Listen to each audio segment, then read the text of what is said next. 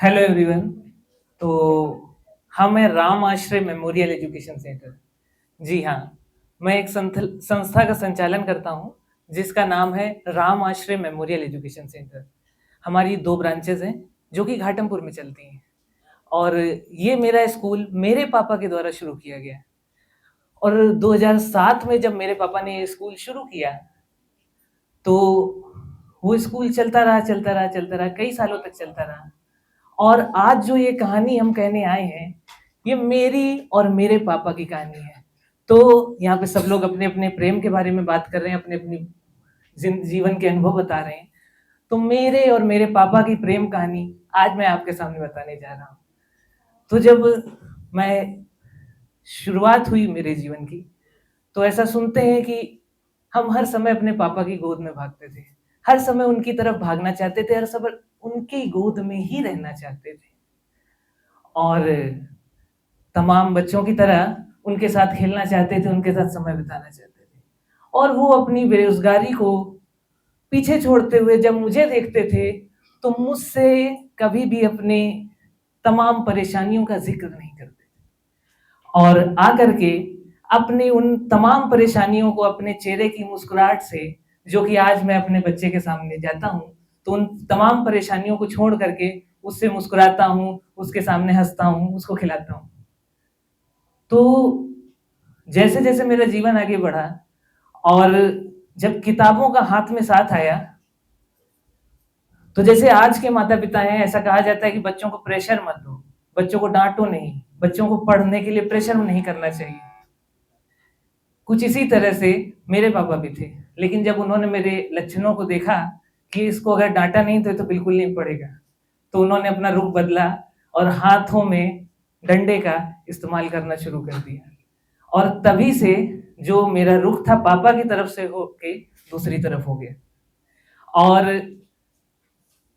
धीरे-धीरे मेरे और पापा के बीच में किताबों की एक ऊँची-सी दीवार खड़ी थी और पापा को हम नहीं देख सकते थे, पापा हमें देखना चाहते थे इधर से उधर।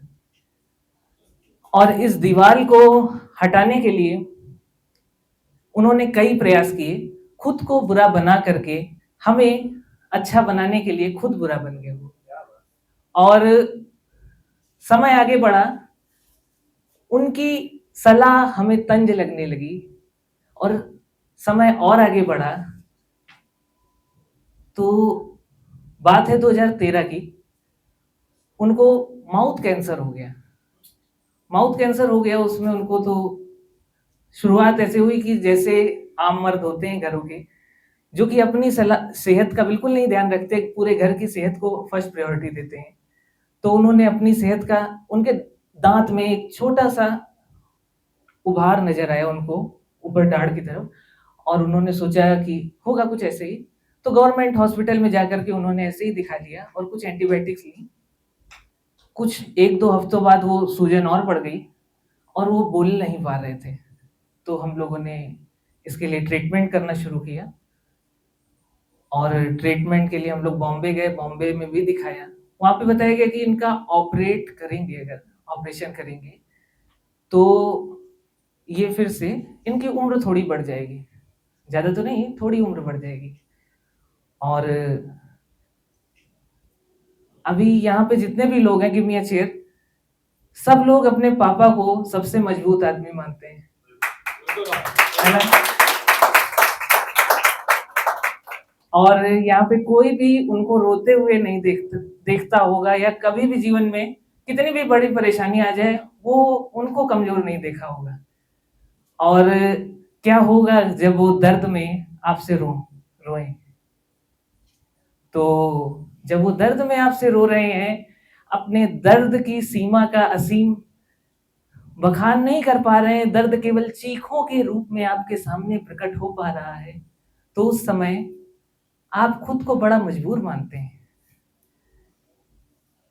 और जितने भी बच्चे हैं, जो भी, एक बच्चा भी ये आया श्रेयांश, इसकी बातें हमें अच्छी लगी और इसके अंदर वही बचपना है जो शायद मेरे अंदर था उस समय।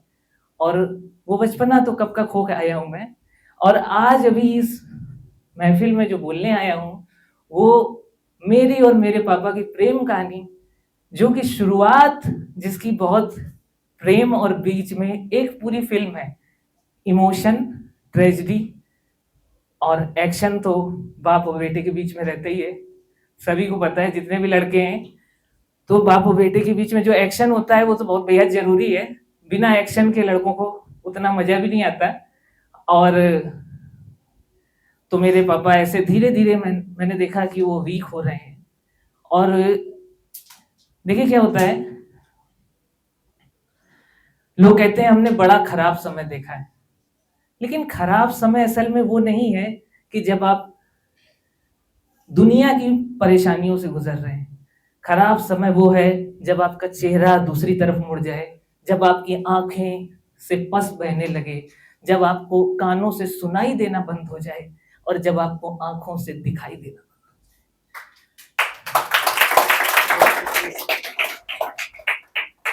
तो मेरे पापा का वो समय हमने देखा और जीवन की जो पूरी टीचिंग थी वो उसी एक क्षण में मिल गई। और एहसास हुआ कि नहीं आयुष, तुम्हें तो कुछ करना है, तुम्हें तो कुछ जीवन में करना है। और मेरे पापा ने स्कूल जो बनाया था, मेरे पापा टीचर थे, और उस स्कूल को बनाने के लिए हमने कहा कि अब तो जी जान लगा देंगे, कुछ भी करेंगे, लेकिन इस स्कूल को बड़ा करना है, इस स्कूल को अच्छा करना है। तो उसमें प्रयास करना शुरू किए और उस स्कूल में वर्क करना शुरू किया। और 2015 में मेरे पापा हमारे बीच से चले गए, और जब वो गए तो उनको दिखना बंद हो चुका था, उनको सुनाई देना बंद हो चुका था। और अपने जीवन की हर अंतिम लड़ाई तक वो लड़े कि कब तक मेरे बेटे का साथ मुझे मिलेगा, लेकिन वो आखिरी लड़ाई वो न जीत सके और वो मेरे सामने से चले गए। और 2015 के बाद से मेरे पापा मेरा स्कूल बन गए।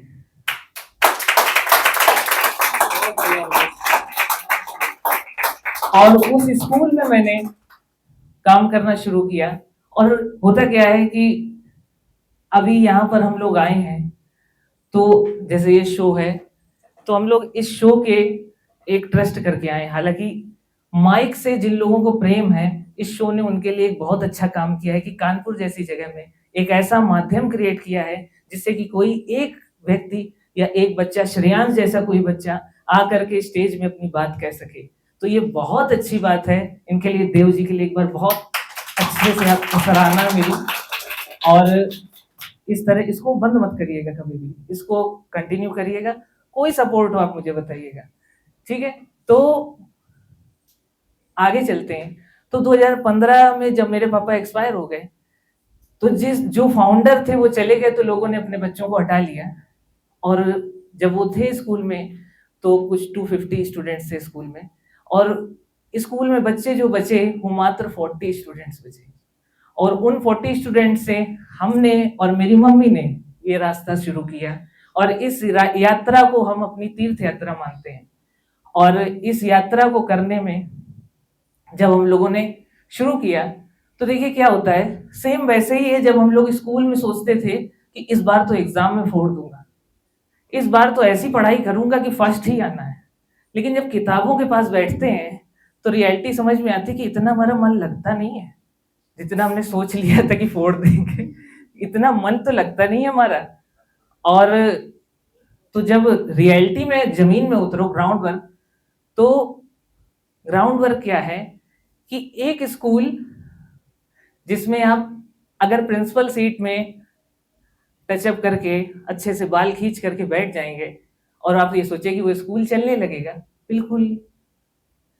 चेकिंग योर रियलिटी चेकअप करें। उस स्कूल में आप प्यून भी हैं, इस स्कूल में आप झाड़ू वाले भी हैं, इस स्कूल में आप आया का भी काम करेंगे, उस स्कूल में आप रिसेप्शनिस्ट का काम करेंगे, उस स्कूल में आप सब कुछ